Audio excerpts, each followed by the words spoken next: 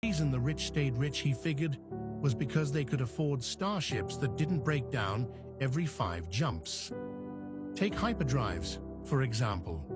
His ship had a Class 0.5 hyperdrive, but that thing was highly modified and held together with his shipmates' brute strength, duct tape, and sheer desperation. If he had real credits, he'd just buy a new hyperdrive instead of patching up an old one salvaged from a junkyard that was technically Imperial surplus.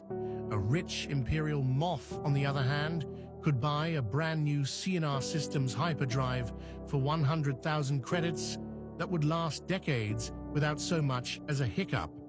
Meanwhile, an honest smuggler, or a dishonest one like him, could barely scrape together 20,000 credits for some used Corellian engineering disaster that needed a complete overhaul every few months.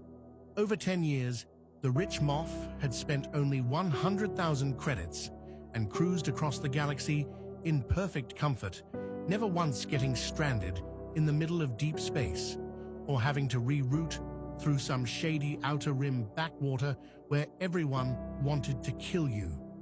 Meanwhile, the poor smuggler had spent triple that on patchwork repairs, bribes to mechanics, and at least 3 desperate missions to steal replacement parts from some hapless TIE fighter.